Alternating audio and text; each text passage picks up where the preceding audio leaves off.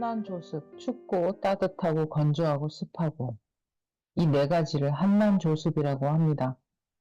명리학은 계절학이라 온도와 시간을 적절히 배합하여 사주팔자의 굴곡과 평안함을 따집니다. 때를 잘 만났느냐, 너무 춥거나 뜨겁지 않느냐, 이런 두 가지가 그 사람의 사주팔자가 평안하게 흐르느냐, 굴곡이 많겠느냐를 전체적으로 결정짓는 중요한 하나의 요소라고 할 수 있습니다. 디테일로 들어가면 형충파해와 생극재화, 육합, 삼합, 방합 등을 모두 봐야 하지만 전체적인 아웃라인은 이 때와 온도로 가늠해 볼 수 있다는 이야기입니다. 지지가 모두 해자축으로 구성된 사주, 지지가 모두 사오미 등으로 이루어진 사주, 듣기만 해도 춥고 듣기만 해도 뜨거워서 살 수가 없을 것 같습니다. 전자의 사주는 너무 외롭고 춥고 어둡습니다. 후자의 사주는 너무 들떠있고 급하고 따라서 분별과 판단이 흐려질 수 있습니다.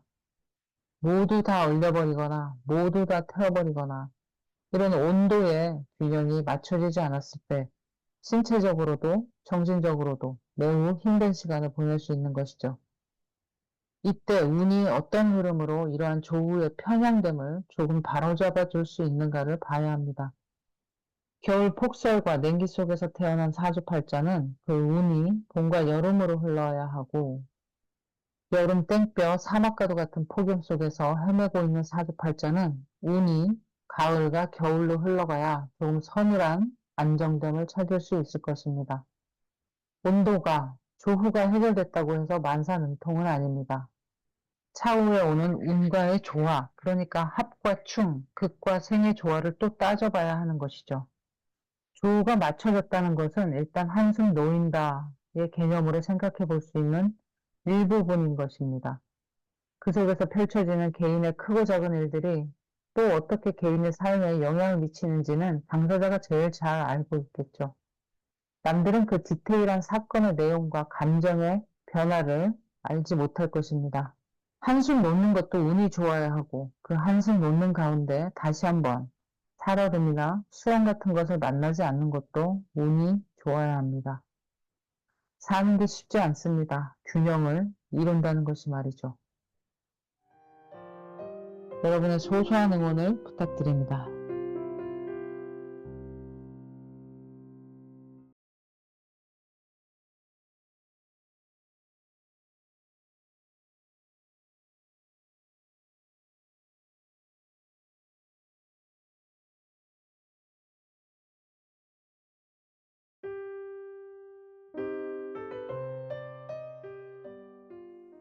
나는 목을 키우고 있는데 너가 가지고 있는 건 금밖에 없잖아.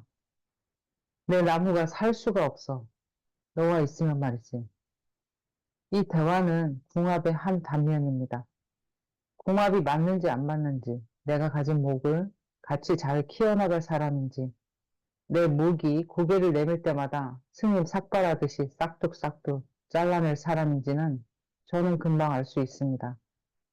음양오행에서 목의 기운은 모든 사주에서 기본이 되는 것입니다. 사주를 읽는 사람들이 대부분 시선이 가는 곳이 바로 목이 어떻게 자리 잡고 있는지를 보는 것이죠. 목의 기운이 살아있는지, 목이 죽었는지 생목과 사목을 구별하기도 합니다. 너와 이별한 뒤 대박이 났어. 아니면 너를 만나고 나서 되는 일이 없어. 돈은 흘러나가고 건강은 조금씩 나빠지고 기분도 더러워. 전혀 해피하지 않은 관계의 인연입니다. 그런 걸 인고하고 인내하면 좋아질 거라고 기대하는 것도 어리석은 일이죠. 서로 좋은 인연인데 운이 안 좋아져서 충돌이 생기는 경우는 잠시 떨어져 시간을 보내면 되지만 처음부터 비호감에 만나면 의견 충돌이 나고 매력이라곤 조금도 못 느끼는 소가 닭 쳐다보듯이 하는 그런 인연은 아예 시작도 말아야 합니다. 한 가지 진실은 그것입니다. 처음이 안 좋으면 끝이 안 좋다는 것. 아예 시작을 하지 않는 것입니다. 인연이 아니라면 그리고 궁합이 좋지 않다면 말이죠. 그걸 어찌하냐 묻지 않아도 여러분은 벌써 알고 있습니다. 그저 확신을 하지 못할 뿐이죠. 자기 자신의 감정을 차치해 놓고 어떻게 판단을 내릴 수가 있겠습니까?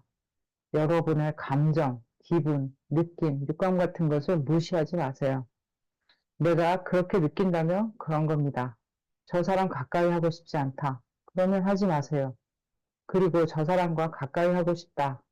그러면 절대 자신의 욕망이나 욕심 같은 것이 개입돼서는 안 됩니다. 순수한 내 감정과 아무것도 바라지 않는 것, 이득 취할 것이 없는 무결한 상태의 마음에서 어떤 대상이 내 마음에 들어오는지 만나고 싶지 않은지만 잘 생각해 보면 될 듯합니다.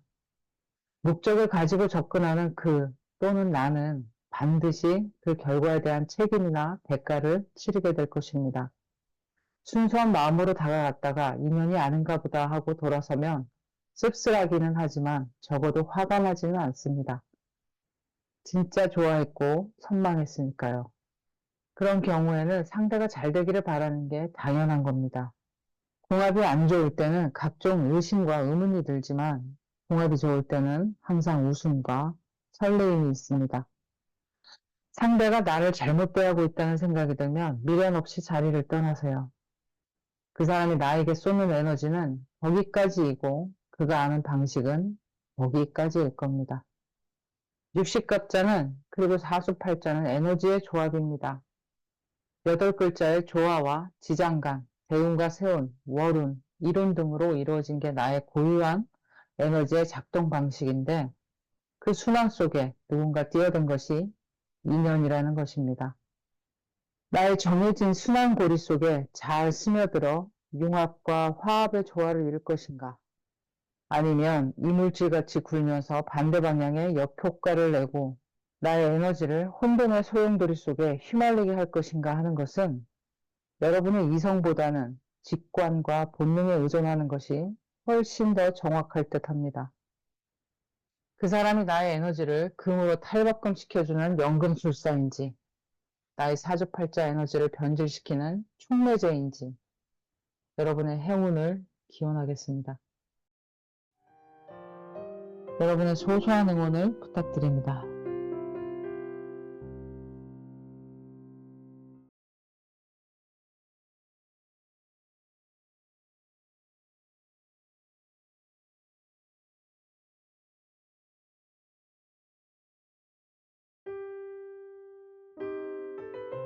생물학에서 인간은 짝짓기를 할 때 냄새를 근거로 적정한 짝을 찾는다고 합니다.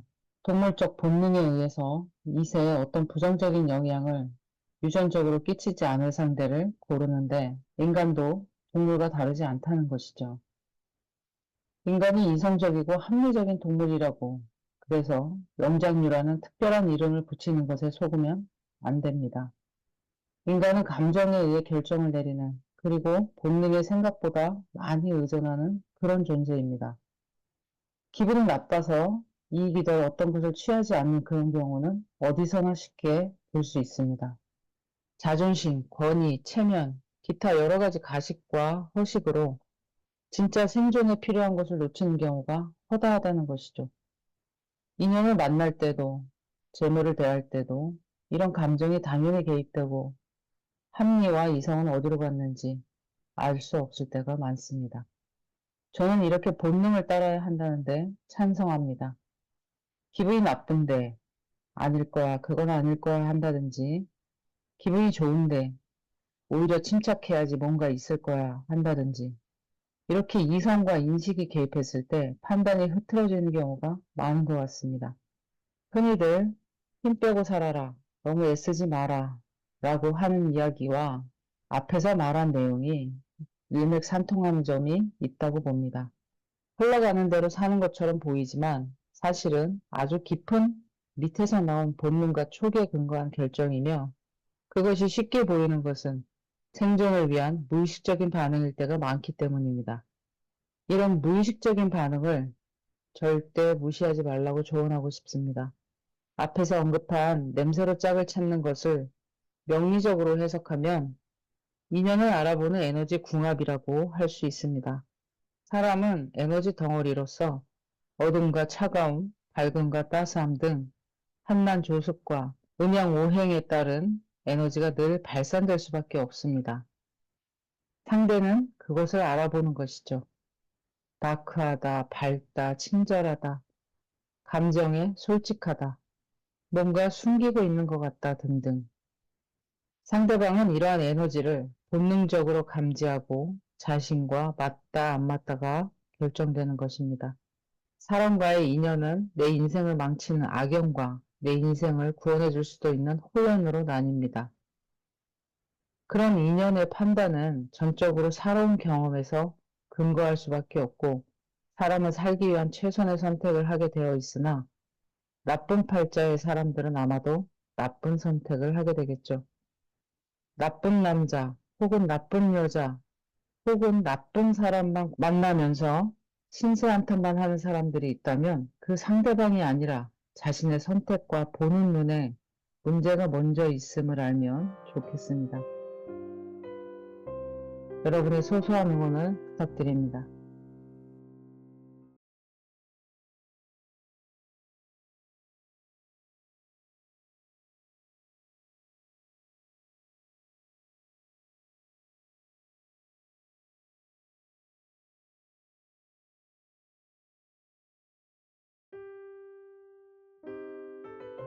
정관, 편관을 주요하게 쓰는 사람들의 특징이 있습니다. 정관을 길신 중에 길신이라고 칭찬하는 사람들이 많죠. 그것에 비해서 편관은 칠살이라는 악명으로도 불릴 만큼 고난과 고행의 상징으로 자리하고 있습니다. 정관이든 편관이든 관성의 본질은 통제라고 할 수 있죠. 나 자신이든 남이든 컨트롤하려고 하는 특성을 가지고 있고 그 아랫사람을 말 잘 듣게 하려는 혹은 나보다 윗사람인 사람의 말을 잘 따르려고 하는 자기 통제와 타인에 의한 통제는 생활과 언행 속에서 강하게 그 특징이 드러나게 됩니다. 권위, 권력에 따른 대접을 받고자 하는 것도 큰 특징이기도 하죠. 정관을 천간에 뚜렷하게 가지고 있는 자는 어른들이 말하는 한 자리 차지할 수 있는 가능성이 매우 큰 사람이고 누구나 다 알만한 직장이나 직위에 오를 가능성이 많다고 할 수 있습니다. 흔히 말하는 출세라는 것을 하는 것이죠. 태어나면서 그런 유전자가 있기 때문에 누가 시키거나 알려주지 않아도 적이 크게 휘날리고 있는 깃발을 향해 달려가도록 프로그래밍 되어 있다라고 할 수 있습니다. 그래서 인성이 아니라 정관으로 공부하는 학생이 스카이 대학에 진학할 확률도 꽤 높습니다. 인성은 진짜 학문을 하려고 하지만 정관의 궁극적인 목적은 간판을 따기 위한 공부일 때가 많습니다. 그렇게 자기 절제와 함께 남들이 알아주는 간판을 달았으니 그에 맞는 대접을 받고 싶어하고 그 직위와 권한이 무너지지 않게 하려는 필사의 노력이 더해집니다. 평생 말이죠. 그래서 정관의 천적은 상관이 되는 것입니다. 미친 듯이 달려들어 정관의 정형화된 틀을 무참히 깨버리는 상관을 정관은 가장 경멸하고 무시하고 혐오하고 또 멀리하려고 합니다. 정관과 맥을 같이 하는 인성도 상관을 멀리하고 싶은 마음이 있죠. 그러나 인성은 상관을 보면 그 삐뚤어진 행태를 교화시키려는 인자를 가지고 있어서 정관처럼 무조건 상관을 피하려고 하지는 않습니다. 물론 교화되지 않는 상관도 있습니다. 관성을 주요하게 쓰는 자가 관인산생으로 살아야 하는 이유가 여기 있습니다. 내 틀, 내 울타리, 내가 지켜온 것들, 내 선을 넘지 마라 하는 그런 권위적 태도는 인성이 상관을 막아줌으로써 지켜질 수 있기 때문이죠.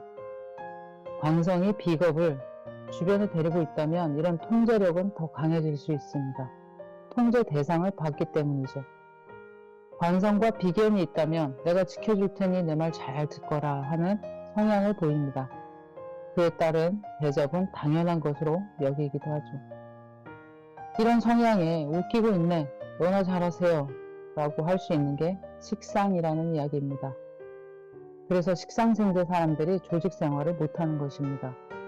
이런 관의 질서 속에서 살고 싶지 않은 자유로운 영혼들이기 때문입니다. 군인, 공무원, 교사, 대기업, 연구원 등의 조직 속 질서에 엄격하게 들어맞을 수 있는 사람들은 태어나면서 정해져 있다고 할 수 있습니다. 그리고 운에 따라 관에 맞는 행위를 하다가도 원래 타고난 사주팔자의 길을 따르게 되어 있습니다. 운이란 시간이 지나면 변하는 것이라 믿을 수가 없습니다. 사실 관성이 강하면 가장 괴로운 것이 자기 자신입니다. 참고 인내하면서 목표를 달성해야 하고, 그걸 해내지 못하면 자책감에, 무력감에, 강박에, 불면증에, 여러 가지 부작용에 빠질 수 있거든요. 높은 자리에 앉아 남들을 통제하고 산다고 부러워할 거 하나 없습니다. 언제 그 자리에서 쫓겨날지 모르는 불안감에 수면 장애를 겪고 있을지도 모르거든요. 관을 주요하게 사용하는 사람들의 단면을 이야기했지만 정관, 평관, 식신, 상관, 편인, 정인 이렇게 세분화해서 이야기하고 자세하게 봐야 할 것들이 너무 많습니다. 늘 이야기하지만 사주팔자는 에너지의 균형이기 때문에 정밀한 저울 같은 눈이 필요합니다. 여러분의 소소한 응원을 부탁드립니다.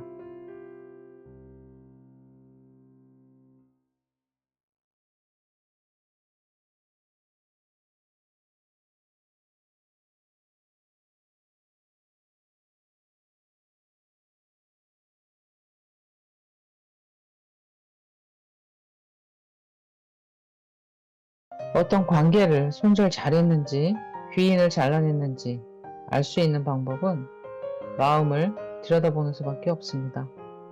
시간이 지나도 그 사람이 생각이 나지 않고 셔터문이 내려진 것처럼 마음과 몸이 완전히 그쪽 사람에게서 멀어진 것 같으면 그것은 잘한 손절입니다. 원래 기인이라고 할 수 있는 관계는 손절이라는 단어가 생각나지 않을 정도로 정감이 가고 주는 것이 아깝지 않고 자주 보고 싶지만 아끼고 싶은 그런 마음이 들어야 합니다.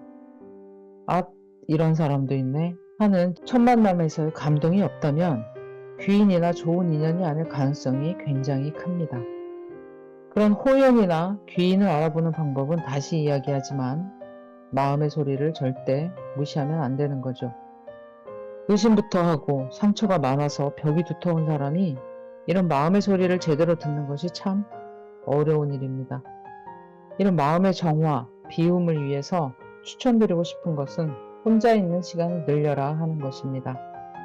어떤 잡스러운 기운도 없이 몇 달 혹은 그 이상의 시간을 조용히 내면에 집중하면서 청하고 맑은 나만의 상태를 만들다 보면 온전히 잡기가 없는 나만의 기운만 남게 되고, 그때 다가오는 어떤 사람이나 어떤 일의 에너지는 순수한 마음의 상태로 받아들이게 되면서 마음이 통하는지 통하지 않는지를 명확히 알 수 있게 됩니다. 그래서 더 내 마음을 내가 잘 알 수 있게 된다라고 할 수 있습니다. 살면서 참 알 수 없는 게 남의 마음이 아니고 바로 내 마음이라는 거 아시나요? 내가 어떤 사람인지 모르는데 어떻게 남이 귀인인지 악인인지가 구분이 되겠습니까? 내 기준이 없는 상태에서 그런 귀인과 호연, 악연은 구분 지어지지 않습니다. 내가 맑지 않은 상태에서 마음의 소리도 들리지 않습니다.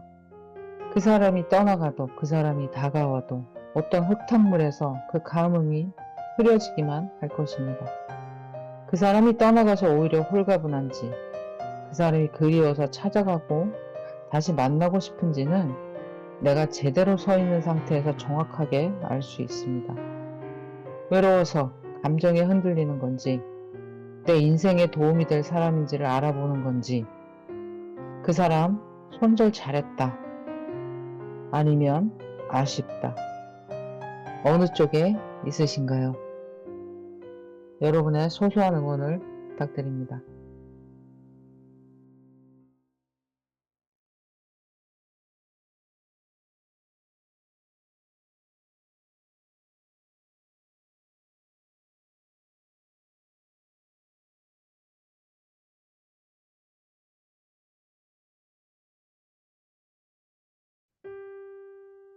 부모 자식 간의 관계는 한국같이 유교 사상이 뿌리 깊은 곳에서 언급하기가 매우 껄끄러운 주제입니다. 부모가 해야 하는 의무와 책임이 있고 자식으로서 부모에게 해야 하는 도리라는 것이 이미 고정관념처럼 정해져 있기 때문입니다.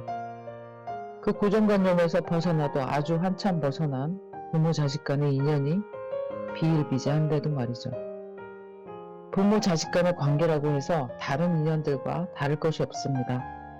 호연이냐 악연이냐가 있을 뿐입니다. 낳고 키우는 정성이 얼마나 큰데 그런 소리를 하느냐 할 것 없습니다. 부모니까 해야 하는 것을 했을 뿐입니다. 그리고 마음으로 했습니까? 아니면 책임과 의무감으로 했습니까? 어떤 부모는 남보다 못할 때가 있죠. 어린 생명체를 돌보는 것은 인간이면 사람이면 할 수 있고 하는 것이 당연합니다. 그것을 생색낼 필요가 없습니다. 내 자신 내가 돌봤는데 생색내며 키우고 돌보는 사람이 있던가요? 오히려 그렇게 돌보고 키우지 못했을 때 양심의 가책을 느껴야 하고 남들에게 비난을 받아도 할 말이 없는 것이죠. 부모와 자식이 원수지간으로 만나게 되는 경우도 많습니다. 부모는 자신이 낳은 자식이 자신을 닮아 있을 거라고 생각하지만 그렇지 않습니다. 자식은 자식의 팔자가 있고 부모와의 팔자와 상극인 경우도 많다는 이야기입니다. 원수로 태어난 자식 어떨까요? 태어나서 평생을 속을 썩이고 사고치고 부모의 등골을 빼먹으며 철들지 않는 그런 자식 주위에서 보신 적 있을 것입니다. 물론 귀인 같은 자식도 있습니다. 부모보다 나은 자식도 있고 일찍 철들어서 부모를 오히려 케어하고 살피는 자식도 있습니다. 부모가 되는 사람들의 자식복은 부모 당사자들의 팔자와 자식의 팔자와의 형충파해, 상극관계에 따른 것이라고 할 수 있습니다. 부모 팔자만 보고 자식복을 논하기에 부족하다는 이야기입니다.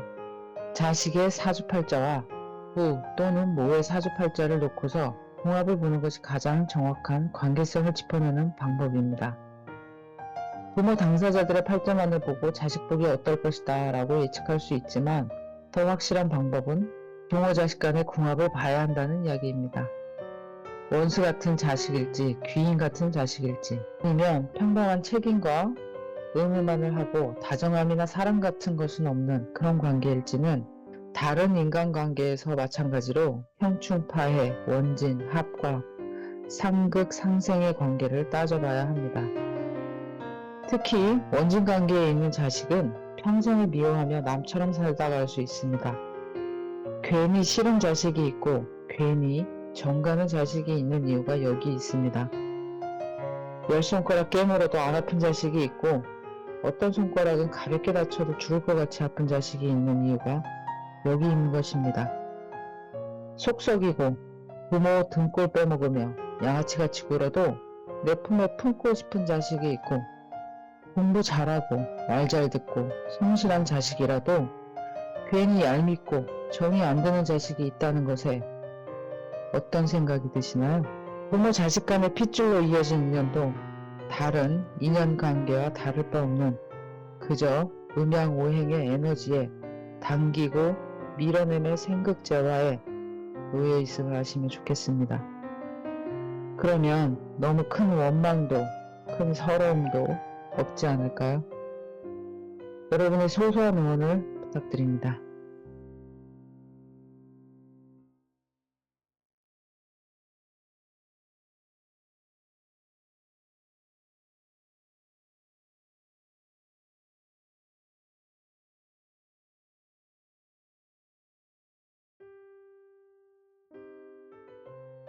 살면서 가장 1순위로 생각해야 되는 것이 무엇일까요?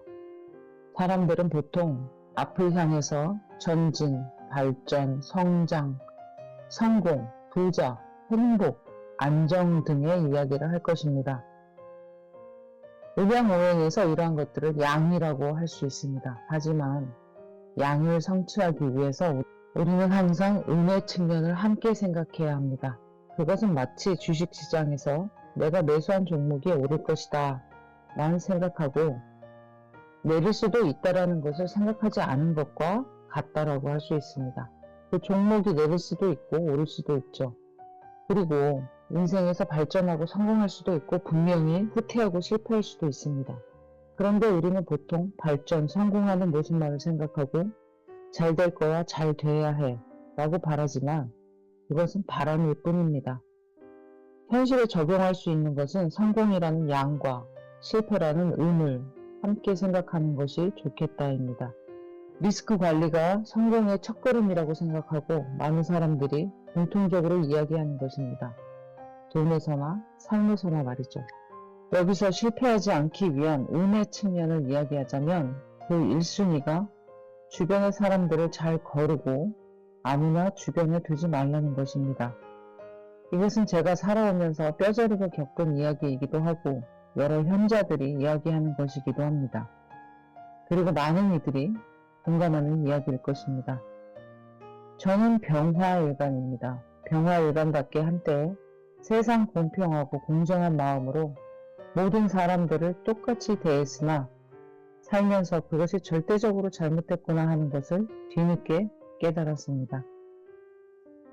누구나 똑같은 대접을 해줘서는 안 되고 누구나 할 것 없이 친하게 지내서는 안 되고 양심과 도덕, 더 나아가 공감과 교감의 사람들을 찾아 헤매야 하며 그것이 인생에서의 성공이라는 생각이 자리 잡게 되었습니다. 그런 사람들을 귀인이라고 할 수 있는 것이죠. 소가 닭 쳐다보는 듯 어떤 화학 반응도 일어나지 않는 물과 기름과도 같은 관계도 많습니다. 어떤 관계는 충전되기는커녕 에너지만을 소모시키는 흡혈귀와 같은 관계도 많습니다. 등에 빨대를 꽂으려고 하는 사람들을 구분하는 분별력을 갖추는 것이 행복과 안정과 성장을 가져다주는 사람들을 찾아다니는 것보다 더 먼저 해야 할 일이라는 것을 꼭 인지했으면 합니다. 누군가 호의를 보이며 다가오는 것에 양의 선한 면만 바라보는 것이 아니라 음의 그늘진 측면도 생각해 봐야 합니다. 100% 순수한 마음은 아닐 경우가 너무 많습니다. 어떤 욕망이 있는 상태에서 호의를 보이는 경우가 많죠. 그것이 사랑과 애정이라는 욕망이든 나에게서 다른 물질적인 것을 얻을 속셈이든 관계를 이용한 정치적인 욕망이든 상대는 바라고 원하는 것이 있기 때문에 호의를 보이는 것입니다. 어떤 이들은 나 좋다고 하면 홀라당 넘어가는 그런 부류의 사람들이 있습니다. 그 뒷면에 상대의 욕망과 욕구의 목적을 생각하지도 않은 채 말이죠. 이러한 음의 측면을 인식하고 있다면 얼마간의 시간을 같이 보내고 대화를 해보면 상대의 욕망과 욕구가 무엇인지 알 수 있습니다. 그리고 나에게 가스라이팅을 하고 있는지, 나의 어떤 것을 보고 있는지, 그 사람이 원하는 것은 무엇인지 이런 구별과 분별심이 없다면 사람들 관계 속에서 허구한 말 채이기만 할 것입니다.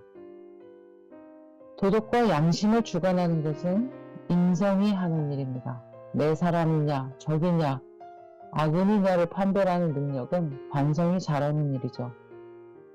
이런 관성과 인성이 제대로 서 있지 않으면 수많은 비경과 겁제의 관계 속에서 재물을 털리기도 하고 나의 인성이 털려서 보증을 서주게 되기도 합니다. 성공하려면 작은 성공을 많이 해보라고 하는데 저는 먼저 실패 요소를 제거하라고 하겠습니다. 적자를 보지 않으면 흑자라는 이야기입니다. 세상을 살면서 좋은 사람들도 많지만 그만큼 나쁜 인간들도 많다는 것을 알게 됩니다. 그리고 삶의 1순위는 행복과 성공이 아니라 어느 순간에 이런 나쁜 인간들을 피하는 게 성공으로 가는 첫 단추이구나를 깨닫게 됩니다. 관성이라는 질서 잡힌 나의 가치관과 개념과 바른 생각의 인성을 살리는 행동만이 생각보다 많은 인간 쓰레기들을 거를 수 있는 좋은 무기가 될 것임을 인지하시면 좋을 것 같습니다. 여러분의 소소한 응원을 부탁드립니다.